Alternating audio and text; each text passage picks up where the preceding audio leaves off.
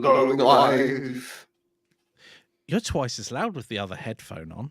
Right, let's dial you down a bit. Right? I'm so glad you're teaching audio courses.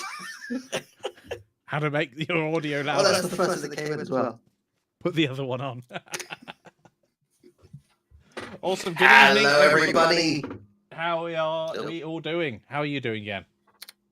I am oddly out of it. There seems to be a theme for Mondays where you and I are just out of it. Like, I lay down for half an hour earlier, and it was 2.5 hours later when I opened my eyes. Like, oops.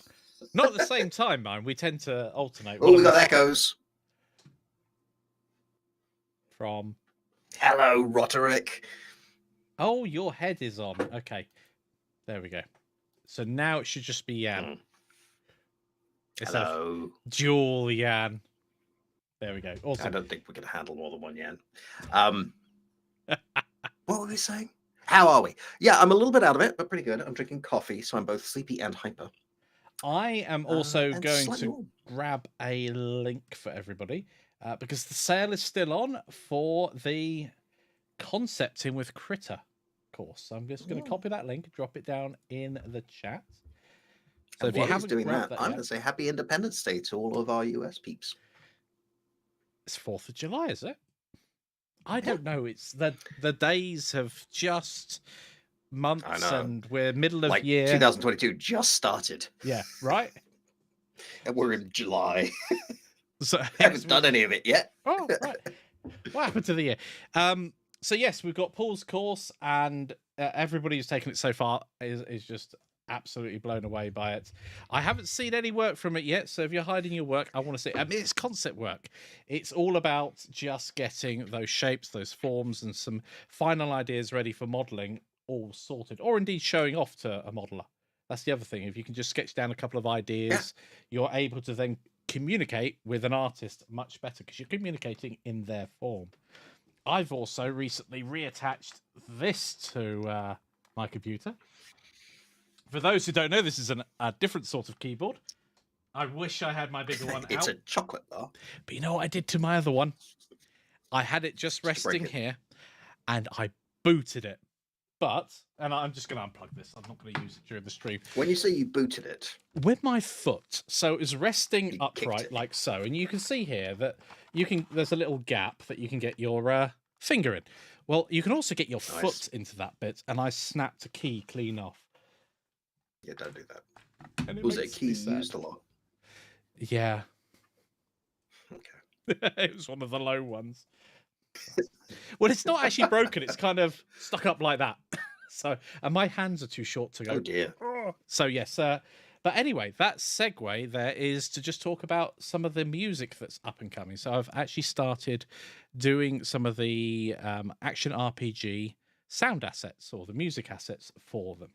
We're going to start off by going through different themes. So that I think there are 3 in total. I'll have to check notes, but there are 3 different sort of albums that are going to be put together.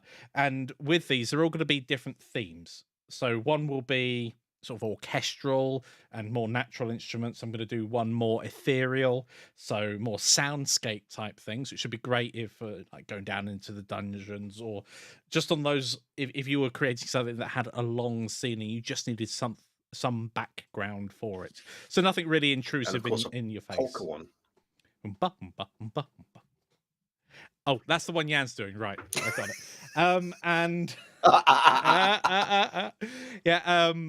And then the third one, I'm going to make more synthy. I'm going to make it more, a different type of soundscape. So more.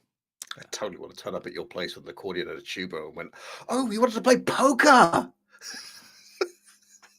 If you turn up with an accordion and a tuba, I'd like to see how you manage that. That would be amazing. On my bicycle. Oh, 100%. Yeah. You could link like a bellows system. They're both air instruments to the biking along. I can hear you coming down the street. Yeah, because cycling is already so easy. Hey, right. And you'd be like the ice cream van, but different. Everyone would run away when they hear it. That's not a You trombone. try playing a tuba with one hand. Yeah, so I think that's probably a lot of our announcements for this week. Yes, yes. Now, in terms of showing off what's been done with the music thing, I'm in a bit of a dilemma because whereas you can show off like the actual like models and things, you can take a picture and show someone. I might excerpts. I could do excerpts of the pieces. That would make more sense. There you go. I've solved Yeah, my that's what I own. was thinking. I've solved my own question. But I also have a question for you, the audience, and that is if you've got any other things you want to learn about, whether they're in general linked to game dev, please. Right. Like, narrow this down a bit, please. I'd quite like to know about pastry making, Mike. I could do brewing, but I'd like that's to a learn how story to for write another day. Japanese TV shows. Yeah. Good luck. Good luck with that. Out of scope. No, so obviously we're focused on mainly game development and things around game development. So if there's anything that we've touched upon that you want to see more of, or if there's anything that we've not touched upon that you want to see some of, I suppose would be the joining thing for that. I know someone last week, I think, was mentioning that they'd like to see more mobile game type stuff. So I don't know whether or not. Yeah, and Roderick wants to see home brewing. Home brewing does sound good. It tastes even better. I've always been reluctant to jump on the mobile game development thing because it is something that comes up. It's something people are interested in. But I don't play mobile games. I don't enjoy them. So I'm kind of the wrong person to teach it. So we'd have to find a third instructor. Yeah, mobile games are in some ways difficult to control. I mean, I'm going to shift you over here, Jan, so I'm not looking at an angle all the time. So I found with mobile games, I mean, I played first-person shooters. I've tried PUBG, Apex Legends, Call of Duty's just been released, and I know you can link a controller as well. It's actually quite fun to just play a game using a controller and your phone. I think both the PS4 and modern Xbox controllers all have standard Bluetooth, so you could just link them to the device and play them. But if you've got to cater for someone, and I think PUBG was especially difficult because you had like look around taking up like quite a sizable chunk of the one corner of the screen and then forward, back, and strafe. But then you had like loads of extra buttons that you could press for interacting and things like that. And it can become really difficult to actually control anything with any finesse. I mean, I remember about 14 years back when one of the XCOM games came out on mobile, and that worked really well. Because when you're dealing with mobile games, you have to design to the platform. Like just taking an existing game and saying, okay, we'll do Street Fighter. Like, okay, so how are you going to do the controls? Because you can't just like fake it or hope everyone's going to control it. It has to be designed for that platform. And things like XCOM, where it's a lot of dragging and pointing, not real-time reaction, just like figuring out what you want to do and then confirming, or puzzle games work really well with that. Yes, I quite enjoyed, even though it was nothing to do with Hitman. There was a Hitman game where you move from. I remember. Yeah, and I found that quite enjoyable to a point, but it was actually just a puzzle game. Right. And there are like other genres that seem to do very well. Like again, this isn't my wheelhouse or my melia or my lighthouse. But like if you use the accelerometer, certain types of race games can go very well.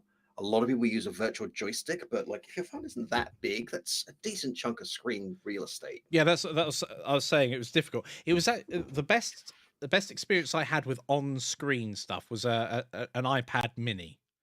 It was just big enough that you weren't invading the screen space, but it was also small enough that you weren't. I've tried it on like multiple size iPads. Typically, the game would have been something like Minecraft, so nothing, a lot of action or anything along those lines. But it was a lot of control needed and finesse because otherwise you would turn, and if you slipped off, you'd end up mining through a load of things, which kids don't like you doing that. Did you ever play Rain on PC? REIGN. No. It's very interesting. It was Monarch Simulator. They've actually done like a few sequels and spin-offs since. But it was effectively Tinder. Like you'd be given a decision, you have to swipe left or right. Okay. and it was really interesting. Um, Just having a quick look to. yeah, binding all four buttons to jump is a fun idea, and I think what you do is you randomly rotate them as well, so that they're all like which one is jump is changing. Um, so I don't know. As I'm not somebody who enjoys mobile games, and I'm not somebody who denigrates them. Like I don't think they're not as good or not real games or anything nonsensical like that. It's just not my thing. In the same way that I don't like jazz. I'm happy if you do. I don't. No. Um, or mayonnaise or watching football. Like just don't care about it. You can. Yeah, I'm happy that you do. It's wonderful. I don't. But it doesn't make me someone who's good at teaching that kind of game. the other question is, I've mentioned a few games there that are mobile games, and obviously they're PC, they're ports from a first-person shooter or whatever. But if a mobile game is just a normal game on a mobile, is really the teaching going to be about how to set up a control scheme that works for that type of game? More than anything else. I mean, there are other things you do have to consider with mobiles. Probably not as much iOS devices as Android, because the iOS devices tend to be more powerful in general. But you still will have limits. I don't know what the limits Sure. are when it comes to mobiles. To be quite honest, I don't know which. What texture sizes you're limited to, how many textures you're limited to. That'll depend on the platform and the SoC I that's within the phone. don't even know how long the average play time on a mobile game is. Like, it's just not within my experience.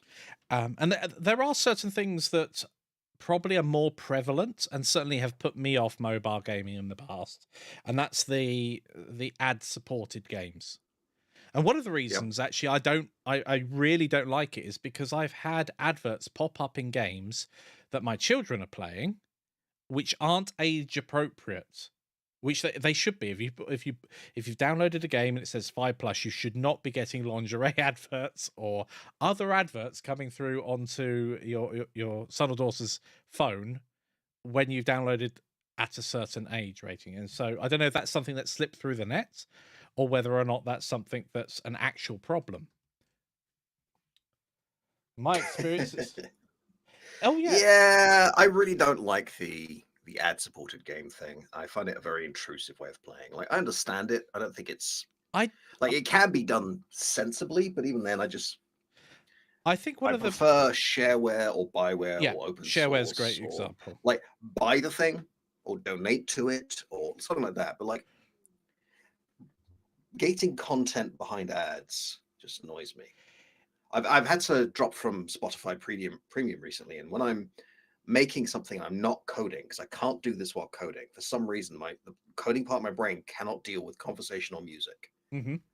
Like I can't listen to music and code, but I can listen to music and model, and I can listen to music and make levels and fix lighting and all the rest of it. But I'm no longer on Spotify Premium, so I get adverts, and I've forgotten because it's been a good 6 years how bad most adverts are. Like how irritating. The thing that puzzles me, and it goes off of that point, is how people put up with ads. I mean, from my personal experience, and it's the only one I can actually talk about, really. And hello, Daniel. Hello, and so you've got this advert that comes up, and I when I was younger, I'd put up with certain ones because I just wanted to play the game.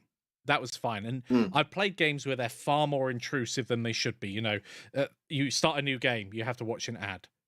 You do this, you have to watch an ad. You do that, you have to watch an ad. It's gated all the way through. I mean, there's ways you can do it in a very predatory way. Not everyone does. There are certain companies who, because I remember researching some of this when I was making some puzzle games, and I wanted Hmm. to see what the current state of play was.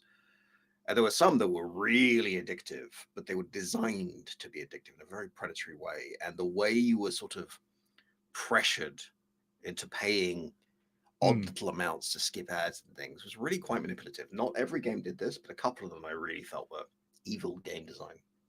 Yeah, I mean, and And again, hello, Tinkerer. coming from my perspective, I don't really click on ads, but they must work. That's the thing. Otherwise, people wouldn't pay to have them there. So it must work for some people. It definitely works for the children. You know, if what often I find is if they download a couple of games, they tend to be a bit insidious about advertising other games. Mm. And you end up with this, oh, can I have this game? Can I have this game? Can I have this game? And, you know, we all know the trope by now about games like, is it Raid Shadow Legends and other games like that that advertise this awesome thing, and the game is nothing like the thing that's advertised. And forgive me if I've got the name of the game wrong, but that one actually comes up quite a lot. And I know a lot of Facebook adverts for games, they come up, and it's a mobile game, obviously, and it's nothing like the game that is being shown. So again, this being a for mobiles, there's maybe a bit of distrust, certainly from my part, when it comes to games that are on a mobile platform. I mean, we've got some interesting comments here about ads. Daniel's pointing out pop-up ads are trash, and he prefers Yeah. ads that take up a small portion of the screen. I do too. But even then, like I've played games where the little line just covers the buttons, and trying to get to the X, it's never actually where you think it is. So the ad comes up anyway. Like that irritates me. Tinkerer says he owns thousands of games, and every time he wants to play a free-to-play one, he can't justify it to himself. I think that's fair. That I remember when free-to-play was stuff like Space Station 13, where it was just a community game that was free. And I remember the free-to-play model came out, and at least at first, and in some cases, with some companies now, especially if you watch Worst MMO Ever with Josh Strife-Hayes, there are some really predatory companies out there who are, you know, They understand some how quite psychology innovative works, things. and they manipulate the so is it StarCraft I'm thinking of? I think it's a Blizzard game anyway, where it's free to play, but if you want special extras, you can actually purchase them. So I think that kind of gating content is Cosmetic okay. extras, I find fine. If you want to buy, this is something we're not doing in Battle Tactics unless it becomes incredibly successful. People pressure us for it, in which case, fine. But we decided earlier on, like the game just comes with all of these things, and you unlock it through play. Like, Yeah. there's no cash shop. We're not doing it. But I don't know. It's one of those things where it can be absolutely fine, and it can be really predatory. Yeah, I know one thing that we did talk about is so for Battle Tactics was that if the game itself ends up, let's say, shipping with 300 accessories, if in 6 months' time we did a new pack, that could potentially be a DLC, because it wasn't anything ever promised, and it's not part of the original game. It's a new content. I kind of get that. And to be honest, I prefer that than the buy this one skin for 30 cents. Yeah. Because I don't know. Well, the balance of that is perhaps you only want that one skin out of 30 that are available. So yeah, I don't even know it's why an I don't like it. interesting It just one. seems to rub me up the wrong way. Like I have mixed feelings about how Rocket League does it. I enjoyed Rocket League, although I'm very bad at it, and I don't play public matches because everyone shouts at me because I don't have time to learn. So you join a beginner match and you're bad at it, and everyone shouts at you. It's like, well, that's fun. There's a tip for that. You just turn. I do it on every game I've ever joined. You just turn.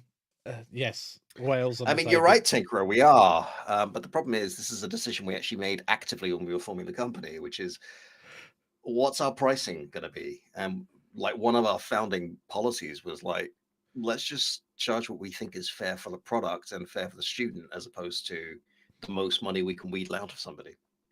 Yes. I mean, there may be a time in the future where we have different offerings where you can have that scale. Or when we're making games where, you know, we allow you to buy a $4,000 spaceship in Battle Tactics. Well, I'm not mentioning any games or companies right now. Oh, anyway, before the stream, we were talking about Star Citizen. Were we? Oh, yes, we were. Yes. That was for some reason you said Star Citizen. I thought StarCraft. I was like, well, I said StarCraft before, so yeah. Yeah, European countries. We won't be banned from Europe. Well, we will because we're in Britain. And we've thrown our toys out the pram, so we can't be in Europe. That might, yeah, that's one of the things. So you've got the predatory practices of ads and things like that, and I think it'd be an awesome segue into the other predatory practice of things like loot boxes, which are just gambling a lot of the time. If you say, "Here's three So in quid," some and I get a jurisdiction, they're random not thing. legally gambling because of the fungible nature of what you get. Like if you can't change what you get for money, Hmm. then that jurisdiction says it's not gambling. But in a lot of places it is, and Yeah. psychologically it is. Um, I mean, my worry with it is actually the children, and obviously my children specifically, because they're being exposed to this, and there wasn't anything. I don't think. Correct me if I'm wrong. There hasn't been anything as bad as this I mean, until the recent closest thing I could think times. of when I was a kid was Garbage Pail Kids, which were cards you wanted to buy because you wanted to buy them, and you wanted a complete set, which was impossible. And to make it more impossible, they kept releasing Oh, them. like the magazines you got, and I remember my friends. Obviously I'm not a football person. They would like collect footballers in their packs of cards, and that you'd peel it off and you'd stick it in your book, your magazine. I didn't do it with that. I definitely did it with. I think there was an aircraft one or something along those lines. But that sort of thing where you're actually buying a pack of cards that may or may not contain the sticker you want in them. I mean, I think Roderick raises an interesting point with the whale system working well, but it's a question of morals and addictivity. I think one of my main problems with it is it's encouraging addictive behavior or addicted behavior. Hmm. And that just feels wrong. Like it's doing it for people who, are young and haven't yet built up enough experience of the world to do it. And that's fine. I mean, that's not fine. That's understood to be immoral. Like you're not old enough to understand money. Don't be pressuring kids to borrow their parents' credit card. Um, but even with like fully grown adults, preying on addiction just feels wrong. Maybe it's because I knew a lot of addicts growing up, where that just rubs me the wrong way. One of the games that I have played and that I almost got kind of sucked into, and it was probably more peer pressure than anything else, was when Clash of Clans came out. Mm. So Clash of Clans is one of those games where it's almost like a city builder, and you go off and battle people and all that. But each time you progress, like the first couple of levels are really quick of a building, but then it might take 12 hours or 1 week to build, or 1 month to build a building, Yeah. and you're gated through time. So And the nothing's worst ever thing is the held back. first one is almost instant, and then the second one Yeah, they'll yeah, give you like a little potion to get it done quickly and let you know you can buy these if you want, but you don't have to. yeah, And the third one's an hour, and yeah, the fourth one's 2 hours, yeah, yeah. and then Uh, two it's a month. you see that I was fine with that because I would literally just I'd literally set a timer for, or an alarm for like a week's time, or a notification of some description. Go check Clash. But at the time when I started playing with friends at the time, they were quite happy to spend money to progress through the game. As far as they were concerned, it was their hobby, and therefore, well, I could be out at the pub at the moment and I'll have spent 50 quid. So tonight I'm going to play this and I'll spend 50 quid. To them, there was no Yeah. difference to that. Absolutely fine, not a problem with that. But of course, at that point, you're lagging behind your Well, friends you because say they're that there's not a going a lot problem to quicker. that. Like, No, as in, I don't have a problem with how people spend no, but money. from a design point of view, like if I'm designing a game where if you actually want to play the game today, Hmm. give me more money. Otherwise, wait till tomorrow. Like that feels weird. Is it any different from finding a game you like and it costs you £1 a day to play, Yes. but you could have completed it in 15 days, or you could have bought it whole for 30 quid? Yes. It's interesting, isn't it? Because monetarily, you could end up experiencing a game, getting it I don't over think and it's done just with. about the money though. I think it's Hmm. about the pressure, Because one's right? more like a subscription, isn't it?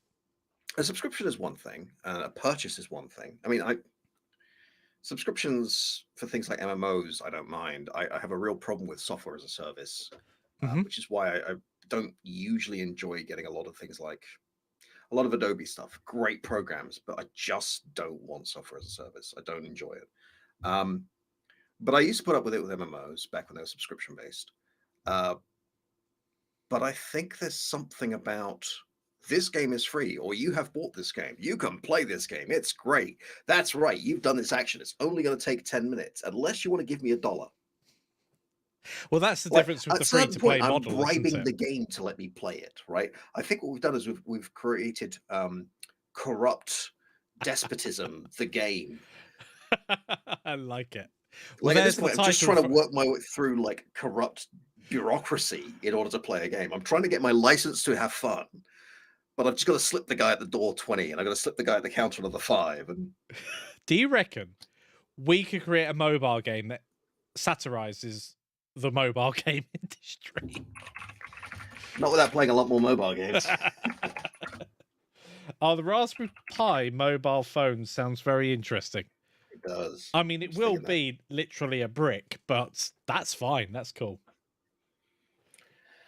Well, it depends. I mean, and Folding Ideas has a really interesting video on Fortnite and Fortnite's Battle Pass. And the guy in Folding Ideas, Dan Olson, I think it is, I can't remember his name. calls Fortnite a store with a game attached. And he actually points out quite how manipulative that specific store can be. Mm. And especially with the Battle Pass, like they're really preying on your fear of missing out with that. I suppose one thing to throw in the mix here is we're not poo-pooing on these at all, but what we're really highlighting is the fact that we don't get that affected by it, and you might not get affected by it either, but there are people out there who will be heavily affected by this type of essentially manipulation, especially younger children. I mean, that's one of the things. As you mature, you recognize these things and ignore them. I mean, one of the things that I'm pretty skilled at is ignoring adverts. If up to a point, Well, when the yeah. site is an advert and I can't read the article, I leave the site. It's I mean, as I'm simple as always that. working the assumption that everyone who thinks they're immune to adverts is an advertiser's dream. Because you think you're not being Oh, I'm you're not pressured into saying things. that I can't be I manipulated, but I want to point out that one, we're not badmouthing any specific company. These are all personal reactions rather than like, actual this company is evil. Two, none of the techniques that I'm talking about are in and of themselves necessarily evil or immoral or predatory. Like the idea of a Skinner box, right? Where you press a button, you get a little reward, you get a little hit of dopamine, you want to press the button again. Boop. And that can be really, really, really like predatory. And I'm thinking like when I played Candy Crush and the way that the little unlock boxes would sparkle up and you'd be allowed to buy one. And like, I don't like that. But on the other hand, games like Cookie Clicker, which are Skinner boxes, and also a little critique on capitalism, are fine. Like there's nothing wrong with the mechanic, it's how you use it. I mean, the other thing to remember here is if you are running something like a massively or any online service, you often need to run some sort of server. That costs a monthly fee for someone to run, and if you've got thousands of players, it can cost you thousands of pounds a month to run. And we've spoken before about the fact we'd love to make free courses, nothing but free courses, but I have rent and debts to pay, and you have mortgage and food and kids. It's like I could eat the no, not that. Once. Don't you plant the bones and they grow back? Yeah, I'd love to just do free content, but unfortunately, I have to live in a world that won't let me do that. At least not full time. So I get it. Like I want game developers to be rewarded for their work and their time, and I think that's fine and good. And I am particularly interested. It's interesting. We thought we were going to talk about hype and games before the cast, but I think this is more interesting. And both the positive and the negative, like games like Among Us that had no hype and just came out of nowhere and then suddenly blew up and became this indie hit, or massive AAA games or massive studios or massive developers who really hype their game and it destroys it. Oh, we've had a few of those recent times. Yeah. I think there's a lot of crossover here in the sense that, what game were we just talking about before? StarCraft? Brains. Now, well, StarCraft's a good We example, but oh, do you mean about before the stream? We talked about Cyberpunk and No Man's Sky and those no, ones. no, no. I mean, just now before Cookie Crush. So actually, let's talk about Cyberpunk. Cyberpunk's a great example of this. Cyberpunk. Um, Well, it I is. Yeah. played the original Cyberpunk 2077 pen and paper role playing game when I was at school. Right, I was 14, and at lunch, me and a couple of friends would get together. We'd just have little campaigns. It was fun. I didn't know half these references. I'd never read any William Gibson at the time. I just thought it was a really neat world, right?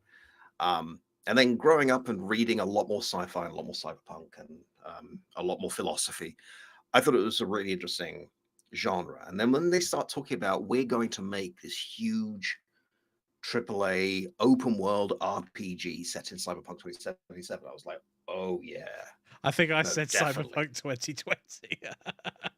I'm not sure if that's Fuck, something I whatever. said. Um, then when I played the game, after years of waiting and like a solid 6 months of hype and a really good soundtrack. I mean, some of the people that've gotten it, like Run the Jewels, are an amazing duo.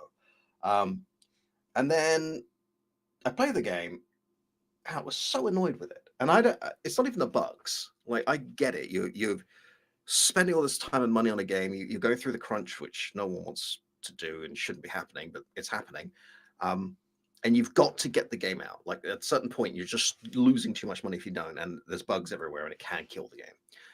I have a problem with the basic design ideas behind that game that just for me ruin it.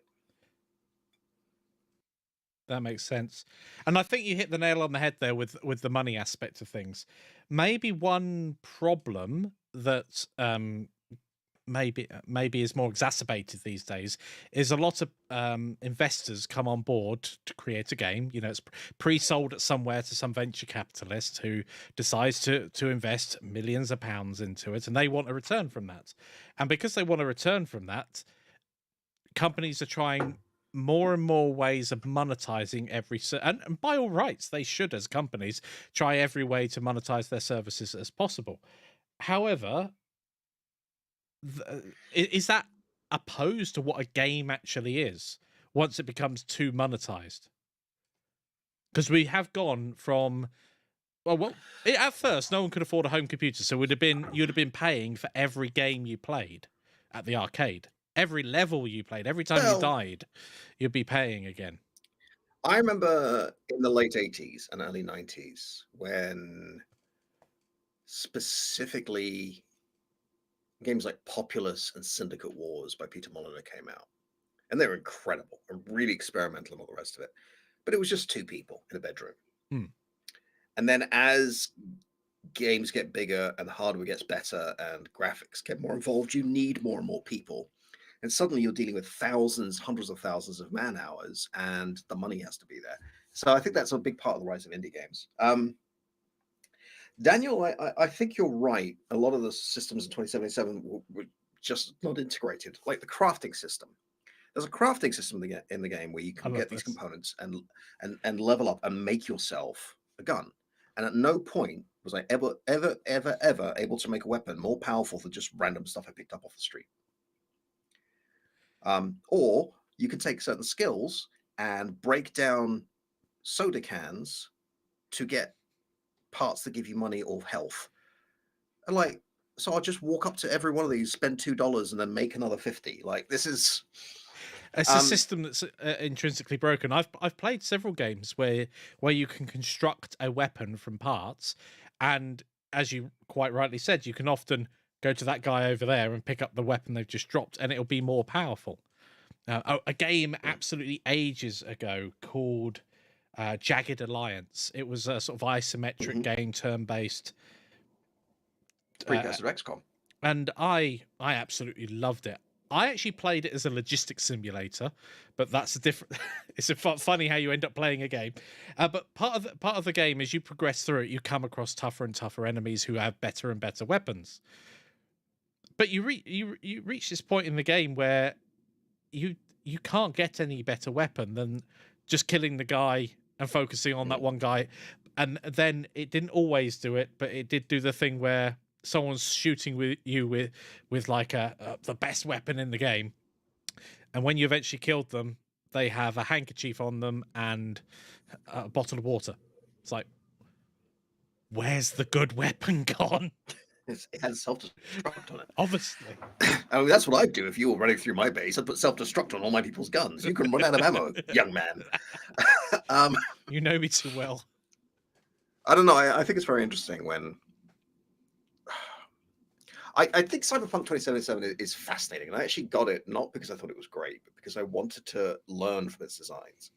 And I actually didn't have that many bugs. I had a couple, but nothing groundbreaking. But I found the storytelling in it, even though I have a lot of time for Keanu Reeves, for example, just couldn't take it. I just didn't want to do that story. I wanted an open world adventure. But they did things like very level-based game. So there are NPCs here. They expect you to be a certain level. It's not written anywhere. So you walk into a thing, you'll see like this little side mission with a bunch of gang members, and you can go in and take their base and get a reward. Yeah. Great. You're too low a level. They're going to murder you unless you exploit the hell out of the game. Yeah. Like, why? Like, I should be able to see their cybernetics and know what they've got. But my very favorite was the street cred thing. And street cred was from the original pen and paper. Like, it was a stat you had that massively influenced your ability to interact with the world, right? If you're trying to get a good deal within the black market, your street cred is hugely important. Yeah. Street cred here was a level. And I went into a store and I couldn't buy a pair of jeans because my street cred is too low. It's like, I'm in my late 40s. I don't need a video game to simulate me not being cool enough to buy a pair of jeans. Like, I do that anyway. I had a similar experience with Need for Speed, and I can't remember which one it is. It's one of the more recent ones. And some of the cars or some of the parts were gated behind your reputation.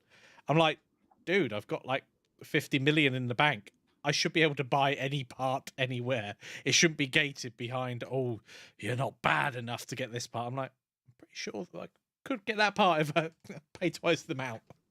You know, maybe that would be a difference if you balance it out that it was cheaper if you were naughty in the game and had a reputation. But a game like that, or indeed Cyberpunk, a lot of it is about creating your own look and feeling like a badass, right? Like feeling like the most disobedient donkey ever. And like looting clothes that have an armor rating that is better than what you're wearing. So you have to wear them and you end up looking like you've been mugged and had to steal a clown's clothes. And why is this here? Like, why can't I wear what I want to wear with armor underneath it, or wear this sort of armor I want to wear and upgrade it and all the rest of it? And street cred could be something else. Like in a game like Cyberpunk, falling through a skylight in a room full of gang members, if your street cred is high enough and they all just run away, that would make sense. That's kind of immersive. They're actually you can't buy these sunglasses, old man. Right. Well, that does make a huge difference. Rockstar's a really interesting example, actually. We mentioned them before with Red Dead Redemption 2. So we were talking about Sim City. How when one of the recent Sim Cities came out, it was touted that all of the people. I can't remember the most recent one, but they touted that all the civs had their own, or Sims had their own lives and went about their. It's incredible realistic simulation. Every individual simulated. Like, and I was like, yeah, I want to play. This is the last game I pre-ordered. He learned specifically because of my reaction when I actually got the game. Yeah. Yeah, like, I'm not doing it anymore. I'll wishlist things, but I'm not pre-ordering. Like I've got nearly 2,000 hours in Ark. I am not pre-ordering Ark 2. You can release it and show me what it's like. We'll see. But Red Dead Redemption did that really well, where actual characters had daily lives. They would go to certain places and spend time there. Whether or not they actually did anything tangible within the game, but that's what would bring the world to life. You could actually follow people around. I'm not sure whether they implemented any of that in GTA 5. And to be fair, that's not something you need in a lot of games, right? No. Like the smoke and mirror of games, I mean, obviously you don't need it in something like Suckerban, but the smoke and mirror in a lot of games is not necessary. But in a big open world environment, you do want it. So that's got a good point about the file size. On Ark is insane. Uh, You uh, can start installing it and then manage it and say just install this DLC. That works, but even then, yeah, it can become very, very um, huge. I really enjoyed Red Dead Redemption. I thought I played Red Dead 2. I didn't play the first one. The multiplayer was so unbelievably broken and hacked. It was actually funny. The monetary I had system someone makes no teleport to my sense. location, drop a stick of dynamite that turned into 30 bears, and then look at me. And I just waved at him. Like, I'm not even going to bother. It's whatever. And I think GTA 5, we've played together. Yeah. And we've certainly spoken a lot about it before. And I kind of have a love-hate relationship with it. And it's not really fair to say it's just one thing because it's been going for so long and it's so many people involved and so many updates. I played GTA 5 on my Xbox 360. I then bought it for my PS4. And I then eventually bought it on PC. So I bought that game 3 times. And it was better every single time I played it because I was playing it on better hardware. And unfortunately for me, I mean, the multiplayer experience, talking about like online gaming and stuff, the multiplayer experience, I wish you could have a private lobby. Yeah, we have spoken about this before because I just want to play these games with my friends. Yes, I Like, don't want to play it with an Oppressor Mark II who wants to troll. I've been that person. And it's interesting They can do because I think one of the things I dislike about GTA 5's design is they've kind of embraced the antisocial side of the theme, right? You're a violent criminal. And so a lot of the game and the world encourages that behavior, which means you get really toxic behavior. But there's no actual consequence. You know, in real life, there is a real consequence to having a violent behavior like that. It is the actual army comes But down. I think there's no real reason why you couldn't just have. I mean, we ended up cheating the lobbies just so we could do we heists without random people trying to ram into us, which was occasionally funny. Because I remember one mission we did where we had to, was it stealing a car or picking up whatever. You gave me your armored 4x4. I gave you my rocket-proof car. And then I went and stole the impressive car, and it's an open mission, so a bunch of people could see us on the map, and they get a reward for taking us down. It was a VIP mission, so we're a corporation, and they didn't realize that Michael's car was rocket-proof and armed. They were so mad. I just drove into them. They fired a rocket and they blew up. I was like, "Oh, that was easy," and just carried on driving. Yeah. There's a lot that works really well with GTA. There's a lot that doesn't. But I think finding ways around that, encouraging people to be like trolly would be great, or just being allowed to just play with my friends. Like, there's no reason why we couldn't just do heists and little missions and, you know, enjoy the chaos. I would like. Personally, the experience that I've had with Grand Theft Auto Online 5 Online, which to be honest is not a great deal of time spent in the game because I always found it, as Jan said, a little toxic. There are some things that for me don't make much sense being in the game. They seem to be on this one up.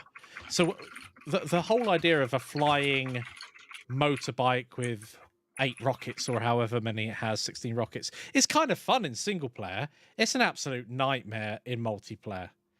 And it kind of takes a lot of, and I'm not saying that it's trying to be a realistic game, but it takes a lot of that like out of the it. submarine cars and the flying cars and all that business. Submarine car, fine. It just means that now, well, submarine car is fine, except then you get the submarine base, and all of a sudden we just hide in the water between missions and don't deal with people. Like, it fundamentally changes the balance of the game. I really enjoyed it. Like, the moment it started becoming more of a James Bond supervillain thing, I thought that was great. You know what I think is interesting to me is, do you know what I think the best Grand Theft Auto game is? Saints Row 3.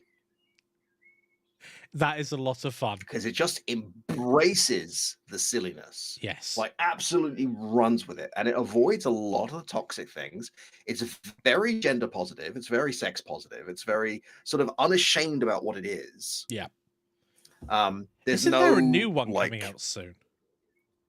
they're rebooting it. Nice. And Saints Row 4 was kind of incredible the way it took Saints Row 3, which was insane, and you're playing like an incredibly famous street gang who have like marketing deals. And in the tutorial, like the first time I played the tutorial with Mikey, he couldn't stop laughing because one of the cops, while you're robbing a bank and it goes wrong, shouts, "Please lay down your weapons and sign them. My kid loves you." Which I thought was wonderful. Like, it's just a great pastiche on this kind of violence making you famous thing. But it just embraced the silliness. With Grand Theft Auto is getting more and more gritty. Yeah. Like the first GTA game, which I know was it Zach was talking about? No, it was Matt Drinker was talking about.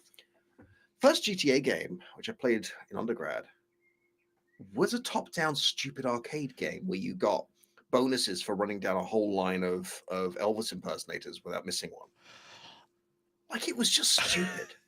It was. I didn't like GTA 2 actually. I went straight from 1 to 3. I just didn't get on with it at all. But I remember in GTA 1 becoming incredibly sad because I managed to get loads and loads of cars, and I obviously went outside a certain radius from where those cars were. And when I came back with like another car, I was like, oh, it's gone.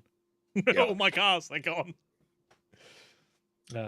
I've heard Shake Down Hawaii is very good. I've actually not played Watch Dogs 2. I played Watch Dogs 1 and it annoyed me.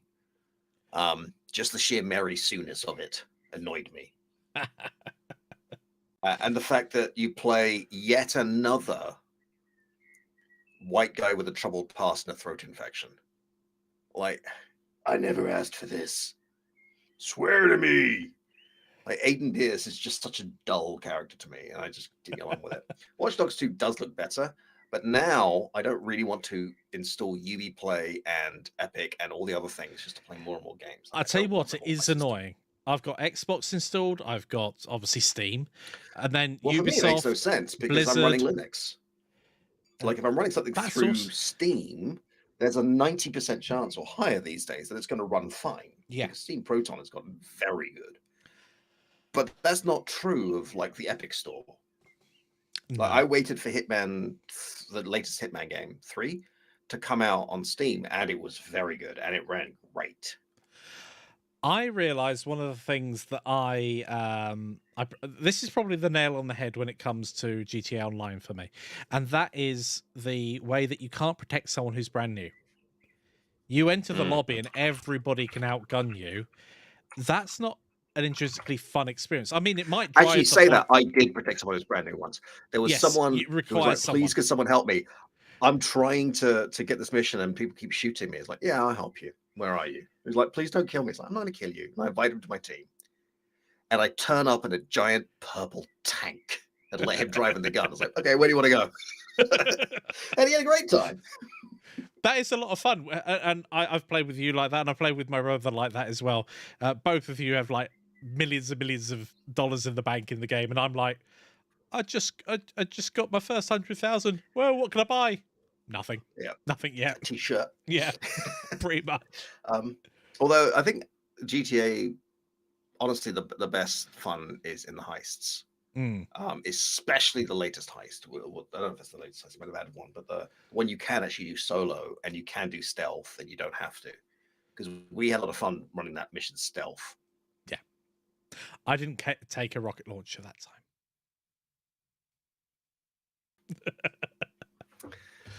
Yeah. I mean, the other thing with Ubisoft open world games is they all start feeling like collection hunts. I remember the original Assassin's Creed came out. I was like, why is this stuff all over my screen? And I played Watch Dogs. Like, wait, why is the stuff all over my team? Why do I have to climb towers again? Like, it's the theme, why is isn't there? It? Who put Assassin's Creed in my game? Or what's the other one that does it really well? Far Cry. That's another one where you have to climb a tower, survey the area around. I mean, part of that makes a lot of sense. I just like towers. It even happens in what should we call it? I can't remember the name. But I've tried it. Like round here, I've tried it, and the police yelled at me for climbing an electric pylon. Shocking. Nice.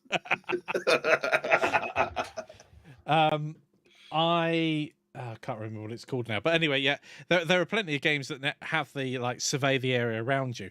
I like it when that's not critical to the gameplay, though. Yeah, Far Cry was the original. I didn't have a great time in the Far Cry game I played. I can't remember which one it was. A lot of people love it. Just didn't do it for me. I love the first Far Cry because it was genuinely a first-person shooter.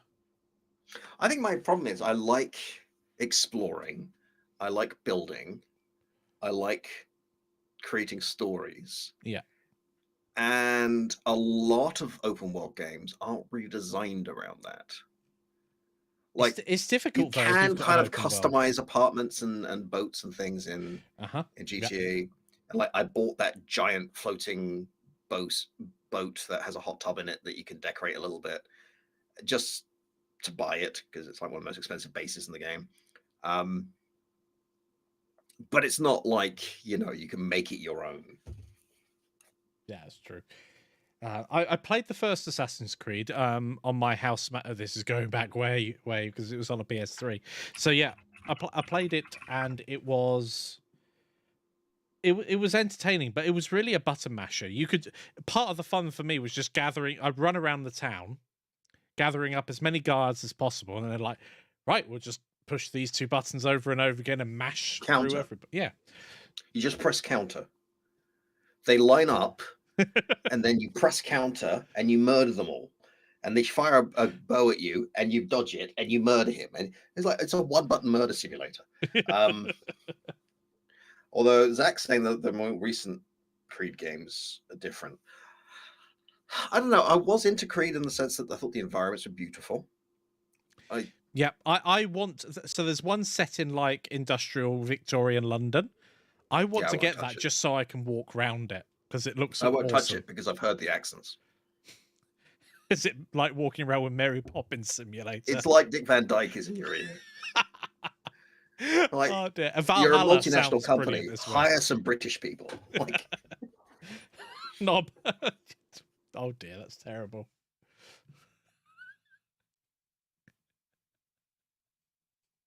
I mean, it's one of those things, and I'm sure Americans get it when they play a British game. It's like, what is that accent? Hi, y'all. Yeah, I can imagine that's true. And if you've had experience of that, let us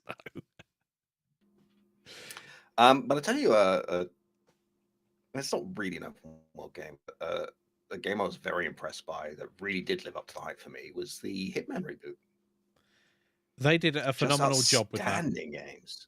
Yeah, the level building, the huge puzzle box kind of feel to the game, the way it rewards like learning the intimate details of a level, and multiple ways of accomplishing a mission as well, but actually meaningful ways of accomplishing the mission, not just you can go through that door or this pre-built ones you can do, or you could just find your ways of doing it. Yeah, and like. You know, they'll say, okay, here's a few mission hints. You can turn them off if you don't want them. But here's a few mission hints, and you can do this, this, and this. But there's also like, there's an achievement for killing somebody with poison. There's an achievement for killing someone with an explosion. There's no mission that does that. You can just do it yourself. Yeah. and if you follow through their routines, you can actually assess when you might want to use that particular kill method. Americans don't. And I remember feeling so smart when I was playing was it Morocco? I think it was Morocco, maybe Marrakesh level. And you have to kill two people on the opposite sides of a city. And I managed to find one point.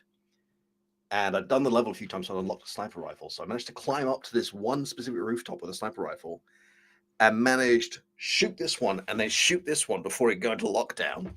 And I just felt like such an assassin. Like, that was nice. Did you quick save before you did?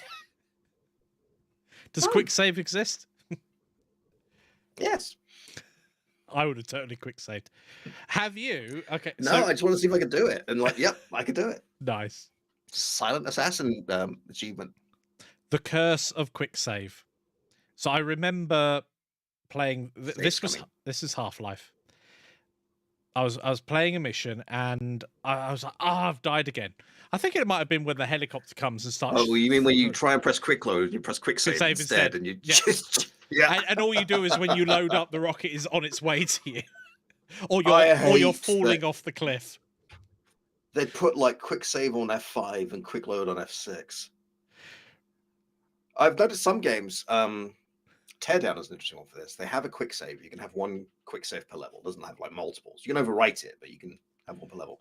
They don't have a quick load button. When you load it, you'll load from your quick save. So there's no extra button to press. And screw yourself up.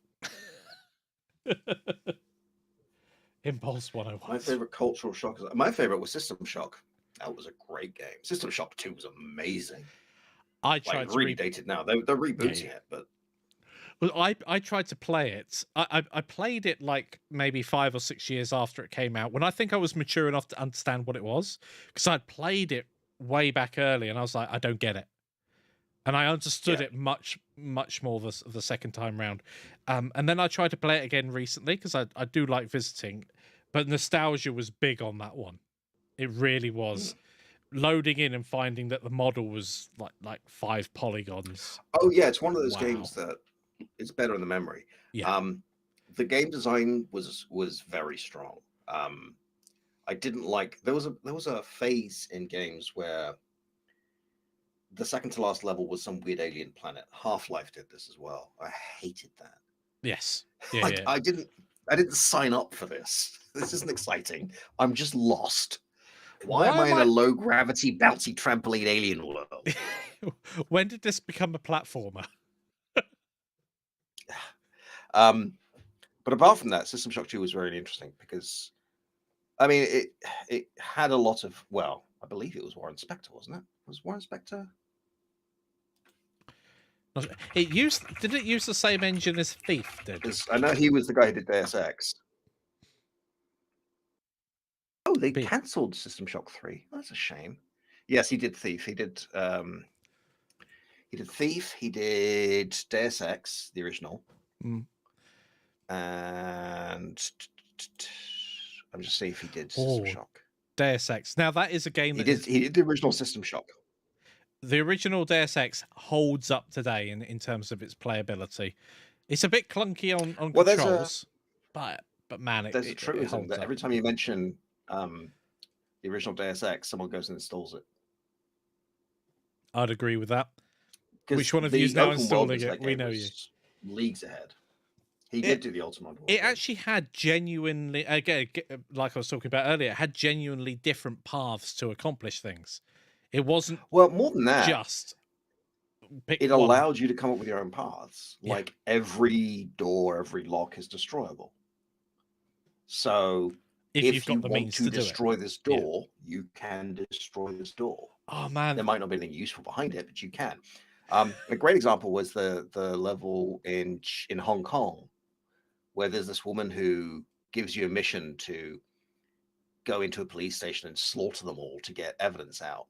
And she's trying to set you up. She's trying to backstab you. And if you make it, she attacks you, right? But what you can do is you can go and kill her before she gives you the mission. And the game doesn't crash. You don't lose. Your character just said, I knew she was after me. And then you find evidence that she was. Or you can crawl along the roof and just kill her from her skylight before she even sees you. Like, perfectly acceptable. If you want to do that, you can. You want to kill, like, everyone in your base? Try it. Like, there's very few characters, if anyone, in that game that you can't just kill.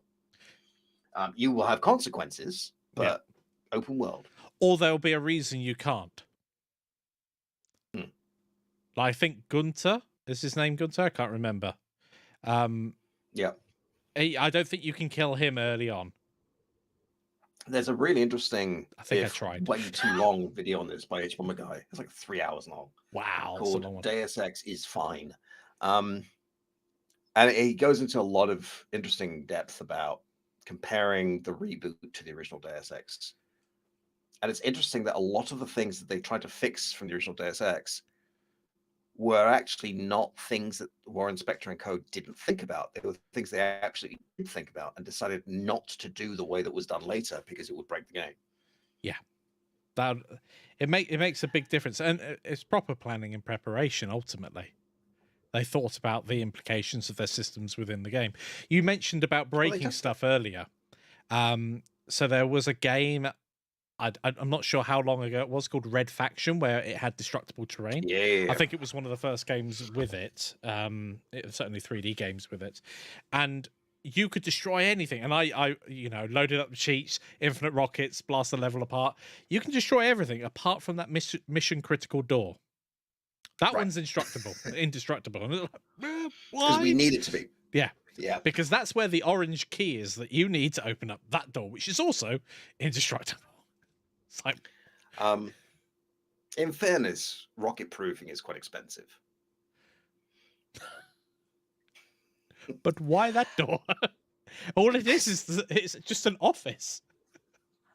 I think Red Faction 2. I watched a sort of like a, I don't know what you'd call it back then, but it was like a devlog. It was how they had to construct buildings differently. Of course, being into 3D and everything, they actually had to construct a building how it would be in real life, because if you're blowing parts of it apart, it needs behave that it way. needs to behave properly. Yeah. No, it was a really interesting game. I was going to bring up another one, but I forgot. Oh, there was a game, because I'm a huge fan of systemic gameplay, which is something that Deus Ex does, especially the original. Thief does. And if you're not familiar with it, and I know we're running out of time, systemic gameplay is the idea that the world is a living space and there are systems, and you can interact with these systems and create effects. For example, we played Divinity Original Sin 2 for a while until one of our friends sort of got busy in the real and stopped playing. But there are quests in that where, there's a door. You can go get the key. You can burn it. You can hack it down. Find another way in. You can kill the quest giver. Whatever you want to do. It's a systemic game. If there is something flammable, it will catch fire. If there is something, if there is water, it'll put most fire out unless it's a weird oil-based fire. We had a lot of problems with that because I was playing an undead character. And I got healed by poison and hurt by healing because I was undead. Poison is flammable. So Mikey would throw a barrel of poison at me to heal me and hurt everyone around me, at which point the guy we were playing with would throw a fireball. Why? Yang goes boom. This is one of the times I've actually been helpful in a game. Apart from that incident where the person did ask me, it was brilliant. So and it was great because it was a story arc you'd never seen before. So there was a bit where I entered that was amazing. There was a bit where I entered the tent, and you could tell the other bit. We need to explain your character first. Okay. He was playing this. I forget her name. She's this really sweet musician. Right, really light and bubbly and just likes entertaining, uses illusions to entertain people. But she's got this dark side. There's this voice in her head, and you're thinking, yeah, okay, emo kid. So we go into this cave full of, actually, we're telling a slightly different story, but I'm going to tell this one. Yeah. We go into this cave full of refugees and rebels trying to hide from the city, and we've decided we're going to help them. And Mikey goes to get his fortune read. And he's just, unlike most of these games, you don't have to take part in that conversation. You don't even have to be in the same place. So we're off over here talking to some people. And then all of a sudden, we come back to Mikey, and his dialogue choices are kill them all, kill them all, kill them all. Which one do I pick?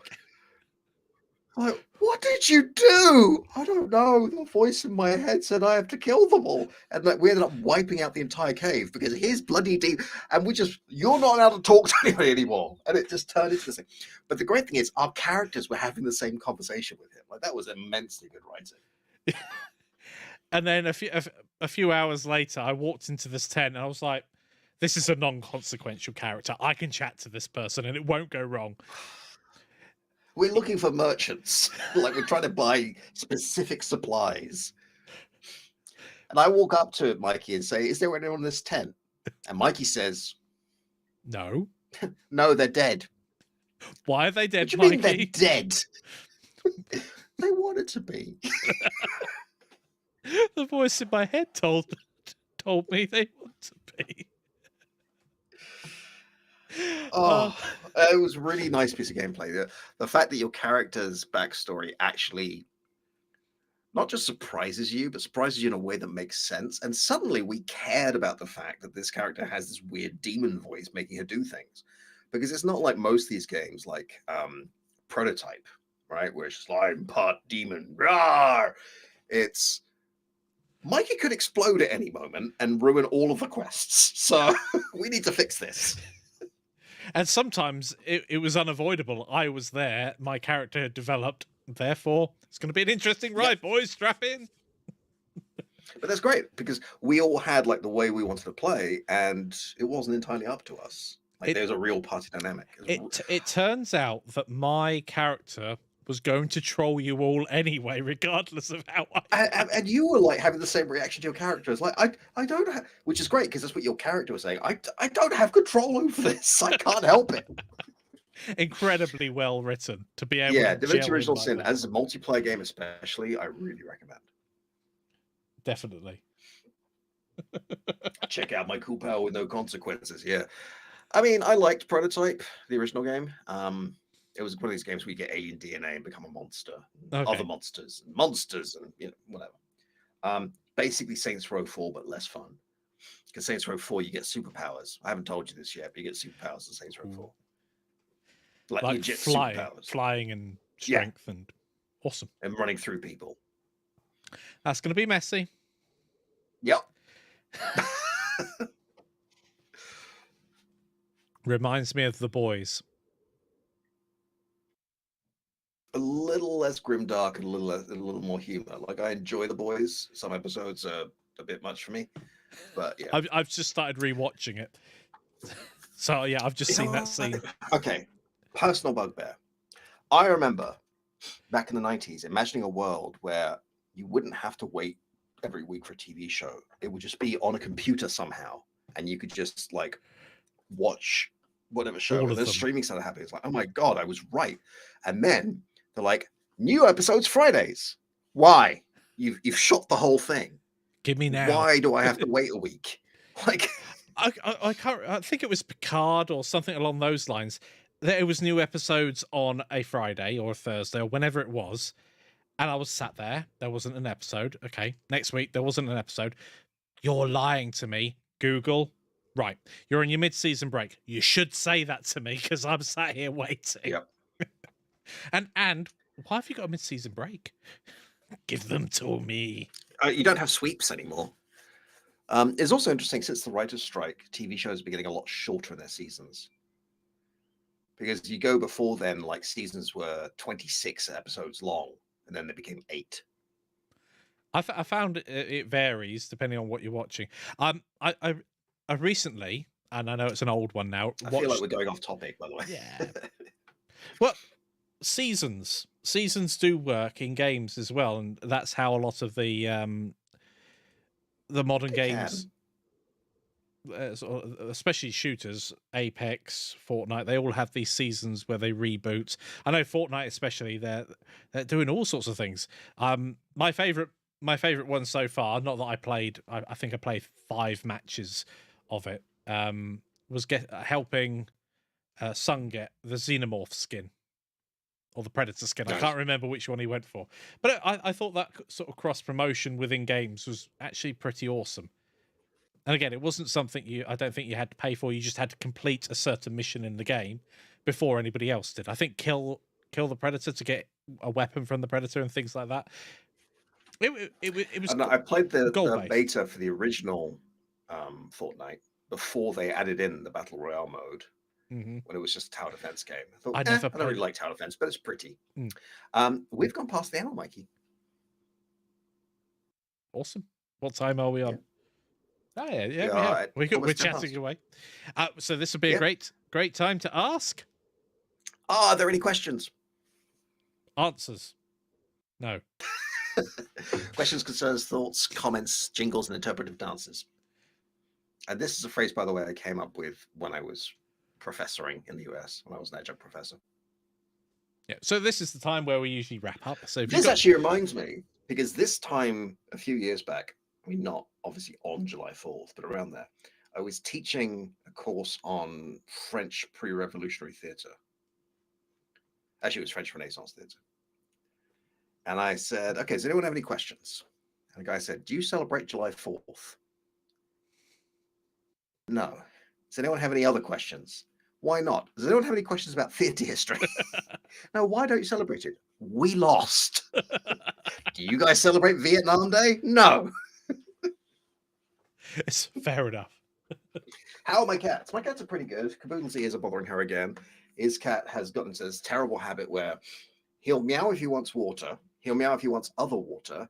He'll meow if he doesn't, but he'll do it next to the water because he'll know I'll come and see him. Like, could you just come up with different forms of communication? I mean, he could try scratching you and clawing you, and I mean, they do that anyway. Caboodle likes to do that. She doesn't mean to. Her claw's very sharp, but if she wants my attention, she just went, and not realizing she's drawing blood. Excuse me. That's brilliant. I used to have a cat a long time back who would wake you up in the morning. Mingus, she was a beautiful little black kitten. And she'd wake you up by sitting on your chest, placing one paw on your eye and gently extending a claw and putting her nose to yours and purring. Sounds devastating. It was terrifying. I had a friend come, because I was still at school, so my friend stay the night. She did that to her, but he was like, I am never coming to your house again. Do you want to lose your sight? Your brother learned to complain to you that your brother needs to feed him. Yeah, that's not, yeah.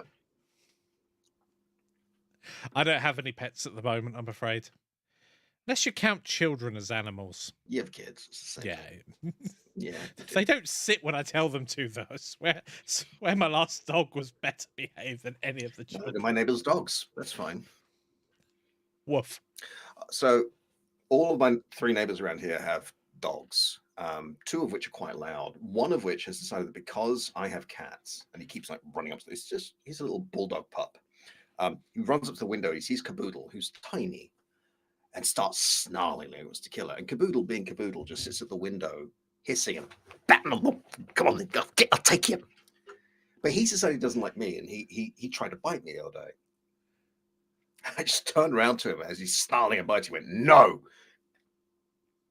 Get inside. I've been I told. felt so mean. There's a joke that I like telling. Who loves you more, your wife or your dog? Simple test. Lock them both in the boot for 6 hours. So. Open it and see who's pleased to see you. Don't actually try this at home. She won't be pleased to see you to try this with your wife. She's already admitted, yep, that's true. So yep. We're fine. I don't need to test it. I need to test No, that. You don't need to test that. I believe that might be a crime. Yeah, so I need to get offline because my stomach hurts.